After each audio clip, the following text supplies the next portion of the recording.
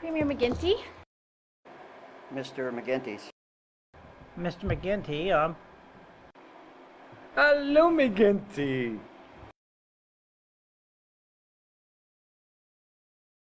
If you could tell Premier McGuinty anything, what would it be? And what do you think he would say? Hello, my name is Kenny Layton. I am the kitchen coordinator for the Open Door Cafe here at Eastminster Church in Belleville, Ontario. We run a lunch program that runs every week on a Wednesday between 11:30 and 1 o'clock. It's been running for about 15 years. I've been a part of it for about 2.5 years. I also work as a peer counselor with mental health and addictions in the downtown area in Belleville. I work with all segments of people. I get to interact with all sorts of folks on assistance, ODSP as well as OW. And I get to hear about all their challenges and how their struggles with accessing services and having enough money to eat. So I'm a chef. That's my career. That's my chosen profession. And I've always worked in fine dining, and I've recently made the switch to community dining rooms. I was cooking at a drop-in center for homeless people and people with mental health issues downtown. So I've seen firsthand what happens when you don't make enough to eat. It's completely unreasonable to think that a person can support themselves on what they get with assistance, either OW or ODSP. And there are a certain number of places where a person can eat for free in this town, and that's great, but it's really not up to the citizens of this town to support people that are on assistance. So just a very personal story. I hear it every week here, again and again and again. People are asking for food at the end of the day. I got to make sure I can serve 100 to 150 people on a very minimal budget, and then they always want something to take home. And who in their right mind wants to tell somebody that you can't take food home? So, but it's a choice I have to make every week. Just a personal story. A friend of mine who works in the food industry as a butcher is unable to get employment right now, and has just been shocked when he's for the first time in his life, after always working, has found himself on assistance. Not even he's doing the bridge gap measure of OW before he gets his actual UIC or whatever it's called now, employment insurance. So he's had to access food banks, he's had to come to soup kitchens, community dining rooms, things like that. He's having a hell of a time, getting his way through this system. And then there's nothing left, He's also got child support, which still comes out whether you're on assistance or not. He's got 3 kids that he has to pay child support for. He lost his home recently. He's currently living in a homeless shelter. And this is someone who works with food and can't afford to feed himself. I know myself, I work at a lot of different jobs, sort of a freelancer, and if I didn't work in kitchens, I wouldn't have enough to eat myself, right? So I work over 40 hours a week and barely can, sustain myself. If it wasn't for working in kitchens, I wouldn't have enough either. So I would love to see food incorporated, which is a basic necessity of life, incorporated in assistance in Ontario.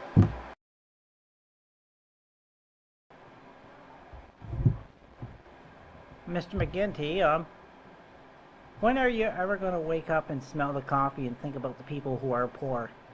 Our food banks are suffering big time and not getting any better themselves, and you refuse to do anything about it, especially those who are on welfare, and they're not getting the money that they should be getting to get food and that.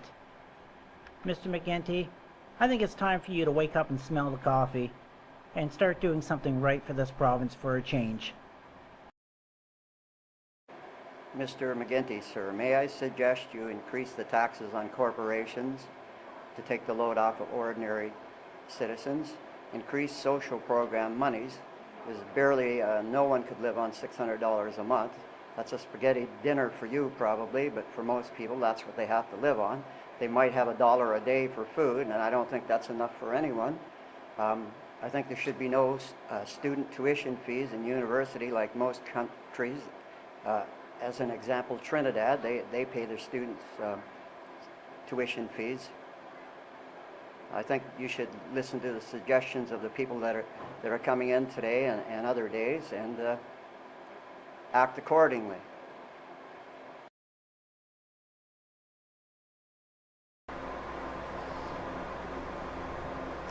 Yeah, I really have some concerns about the budget that you've put forth this year.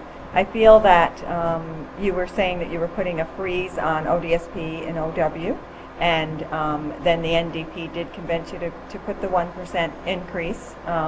But that increase really just amounts to 19 cents a day for a person, and it just isn't sufficient. We see people every day that are struggling to survive, struggling to eat properly.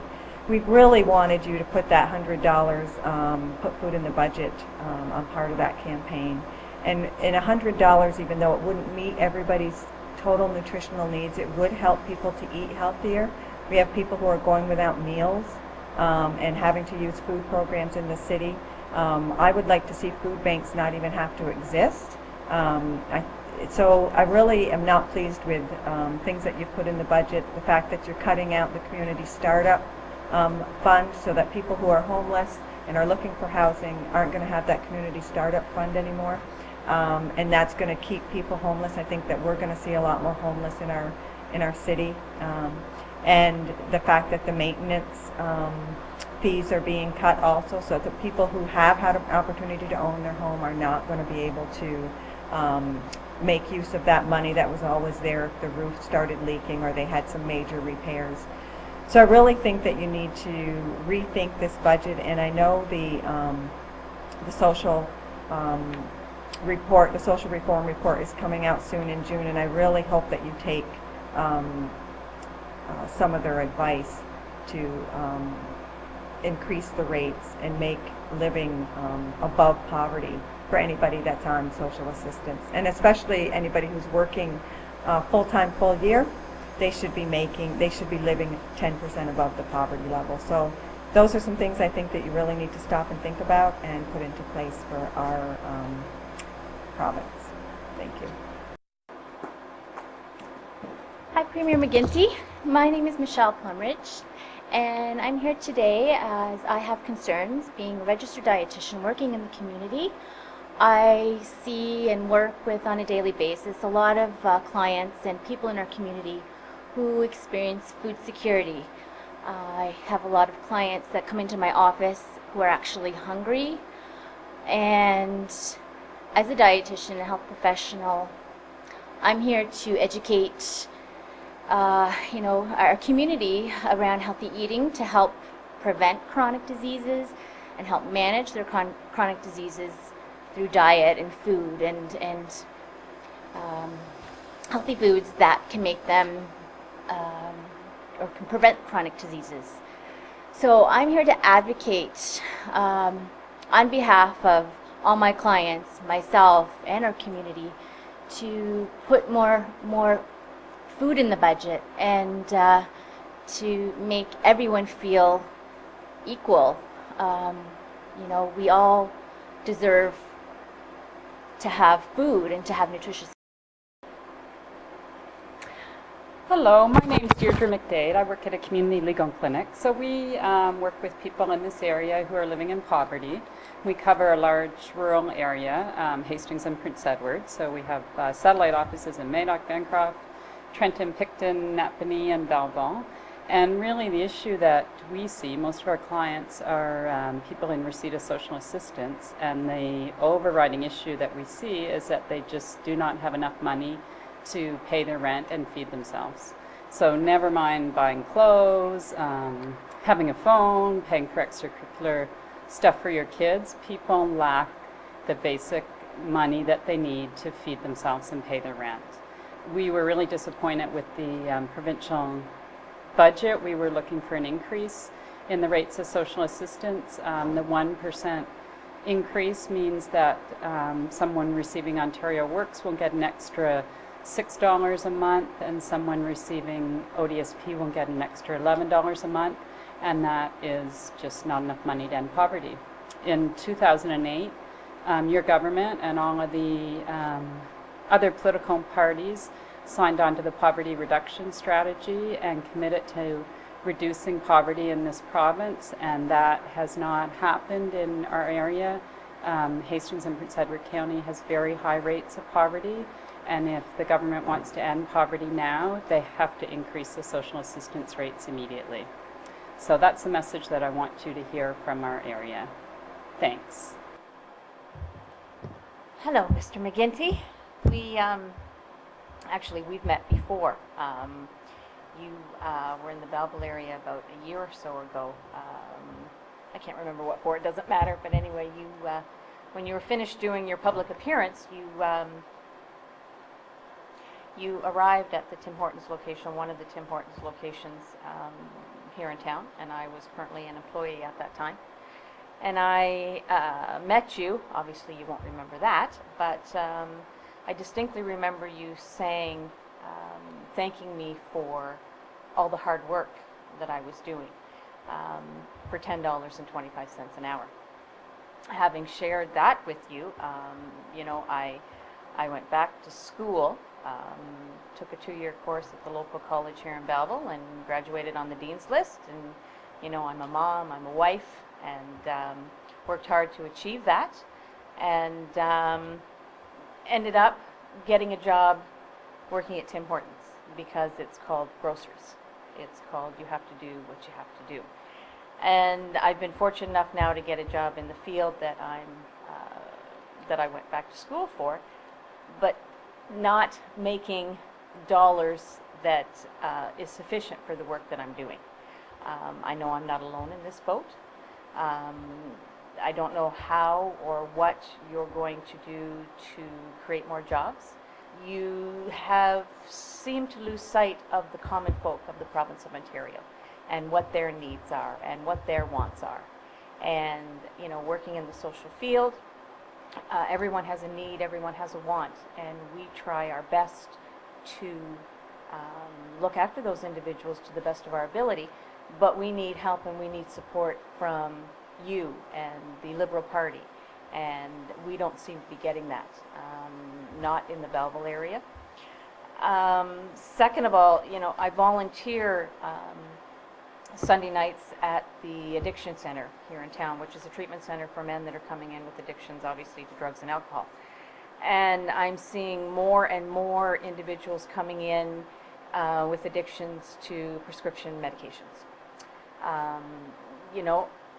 What are we doing about the pharmaceutical companies and the doctors of Ontario? Are they working together to try to alleviate this addiction? Because, years ago, the number one addiction was alcohol, and that now has changed. 75% of the individuals coming into the addiction center are men that are addicted to prescription pills. How do we address that issue? How do we get these gentlemen out of these treatment centers and back into their jobs and back into their families and back into society? Speaking of addictions, slowly but surely, I know that you're making small inroads with merging, mental health field with addictions. A long time coming. It should have been on a long time ago. And what are we going to do to continue down that road and merge those two fields together? Because mental health is a huge issue in this area, across the province of Ontario, across the country of Canada, and we also need to address those issues as well. How can we merge those two fields together to best assist the individual dealing with mental illness and addiction issues? I think that's it for now. I hope you take into consideration what I've shared with you today, and I appreciate your time. Thank you. Hello, McGuinty. I went through a windshield at 80 miles an hour. I had 10 operations in my head. I had a brain tumor. I have a daughter who died in '95 because of a brain tumor. And I had more and more and more. I had to take legal aid to go try to keep the kids. Legal aid, what did they do? They stole from me. They make a deed. Ben, I don't want that deed. I want my land back. And I want all the things you did to me, like ODSP. I went on bankruptcy because of ODSP. I want my things fixed. I did nothing to nobody. All you did is kick my ass for years. I hope you're going to be nice to fix the problem you, did yourself. Thank you. Well, let's just shake your hand first and then ask you, at the end of every month, when you're a single person in a single dwelling and and you pay your water, gas, and hydro. On top of that, your rent. Not much left over for food. I'd like to know how do you think that we survive? I can tell you a little bit how we survive. I have to go to a food bank Monday, Tuesday, Wednesday, Thursday, and Friday, Saturday, and not Saturday, but maybe a Sunday morning or Sunday afternoon after church to get a lunch, because I'm not able to put on my table enough food to feed breakfast, lunch, and dinner. So my question to you, Mr. Premier of Ontario, Dalton McGuinty, is, have you missed a meal yet? Do you know what it's like to only eat one meal a day? Do you know what it's like to think where your next plate of food is going to come from? Or here's a question for you. Have you gotten to the point where, I mean, this is a pretty personal question, right?